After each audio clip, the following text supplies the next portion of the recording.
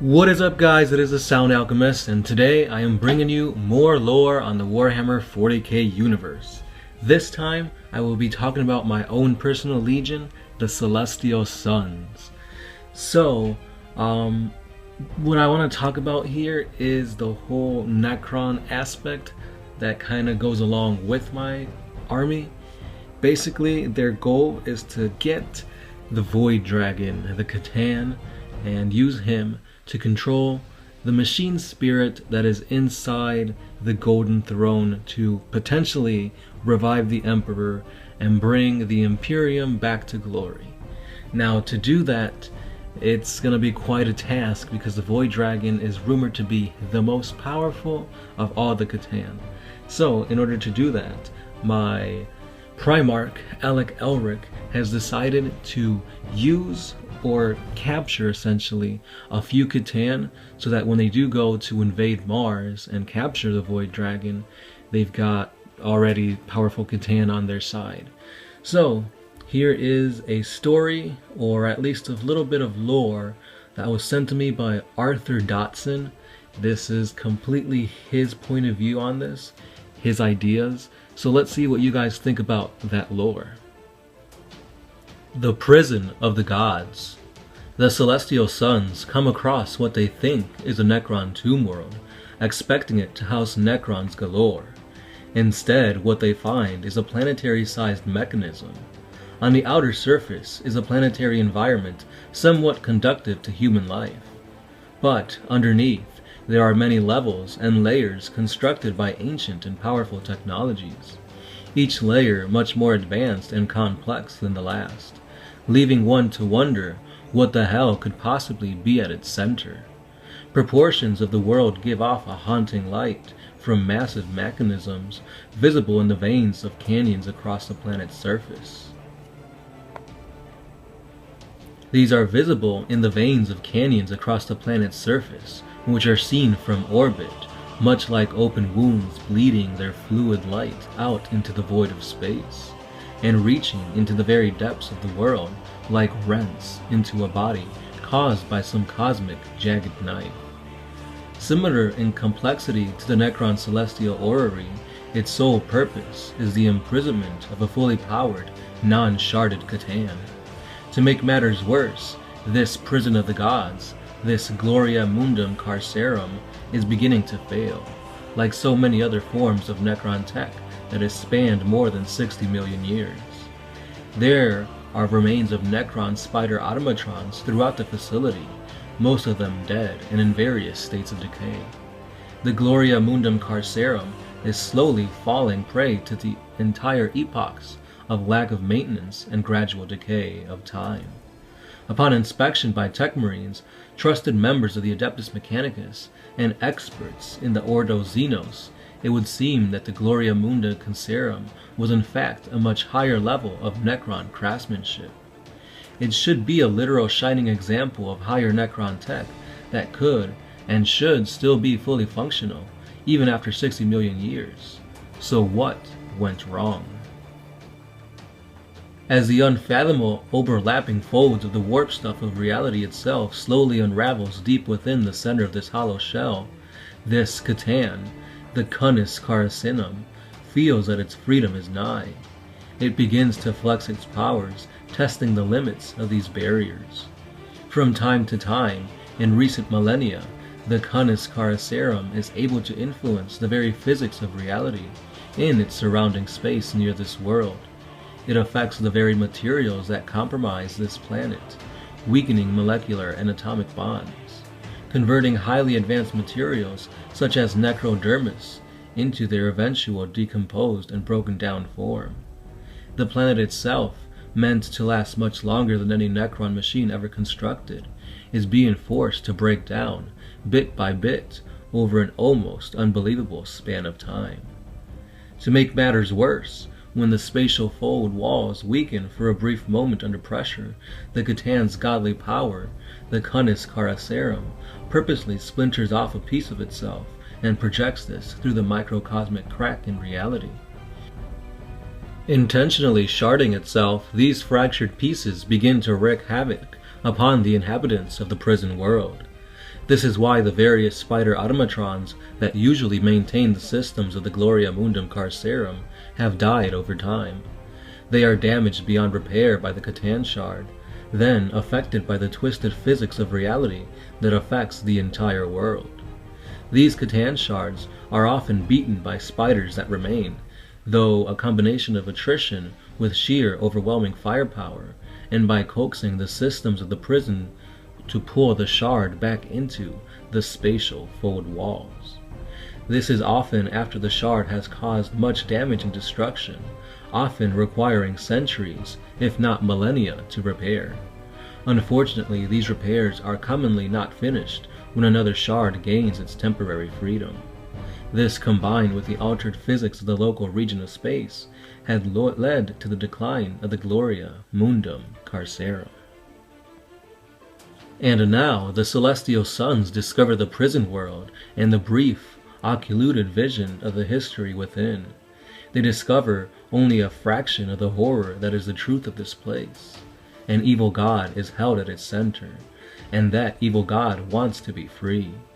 And with that freedom, it will feast upon the souls of all living beings in the galaxy. As the local Necron forces have been withered to almost nothing, what few there are solely focused on the prison world systems, and not sparing a glance at the celestial sons or their allies. The Space Marines eventually meet their nightmares made manifest. Another shard of the Canis Carcerum escapes from the spatial fold walls of its cell, and the only thing left to stop it this time are the Celestial Sons Space Marines chapter. When the Celestial Sons encountered the Catan shard of the Canis Carcerum the first time, they were ill-prepared and taken off guard. Despite these misgivings, they were able to defeat the shard and bring it as close to destruction as possible, and then contain it. Centuries later, another shard emerged, but the Astartes were better prepared this time around. However, the third time such an emergence happened, there was not one shard, but two. This again led to a desperate battle to defeat and contain the shards. It is fortunate that these Catan shards are also not supported by the forces of the Necrons, because if they were, they may as well become unbeatable. Led to this ancient prison planet by what could only be called the will of the Emperor, the Celestial Sons have taken upon themselves to be the destined guardians of this world, to contain the great evil that lies within its core, until finally they can control it and contain its power for themselves. And there you have it, guys. This was the lore given to me by Arthur Dotson. Pretty epic stuff if you ask me. In your opinion, what do you guys think about it? Let me know how we can improve upon this. But to give you guys a better understanding of what this Catan is, so you have the Deceiver, which is all about trickery. You've got the Nightbringer, which is like the representation of death. So this Catan, I was thinking of it being called like the Shaper or the Cloaked One, something along those lines, because the thing about this Catan is that it is losing its necrodermis body. So it seeks another body. Now to do that, because it doesn't have a necrodermis body, it would be the weakest of all the Catan. That kinda would help my Celestial Sons in containing it, since it is pretty weak. And so since it is weakened, it is searching for a body, and to do that, it molds the planet or the surroundings into an armor for itself. So think of it as like a makeshift body, but because of that, it's weak, because obviously you can blow up, rocks, trees, whatever. So to kind of get that across, I was looking at what models would kind of make sense for it, and I came across the Sylvaneth models in Age of Sigmar. Now these guys are the tree people, and it makes sense because, like, for the images you see here, you see at its core or at its center, you've got like an ethereal, like a ghostly body, and then surrounding it, that's the tree. They've got like some bugs, for example, on some of them. So I'm like, okay, this makes sense for the lore. Now how can I improve on this? So now here comes the issue of finding rules for the Catan. It's going to have a similar stat line to a regular Catan, not a Transcendent Catan, just like the Nightbringer or the Deceiver. but it's gonna be slightly lowered since it is one of the weaker ones. Again, I don't want to make this overpowered and whatnot. So this is where I ask you guys for help. What kind of special rules would make sense for it?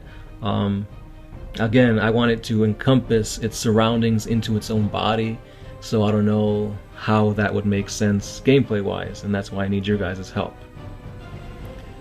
Now for the model, it was, I don't know, I couldn't really find something that looked how I was planning it, or at least thinking about it to look. The closest thing was this model right here. I believe her name is Draka. So it fits because you do have the Catan, so to speak, in the middle, and then surrounding her you've got the wood and you've got like bugs and stuff. But I'm thinking about removing the bugs and just focusing on her outer body. So basically it kind of looked like she's controlling the world around her by making that wood and whatnot into her power armor, so to speak.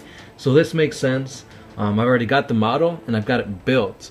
I just shipped it out to Smells Like Wargaming, so hopefully he can do me proud and make it look the way I want it to look, which in my opinion I think he got it.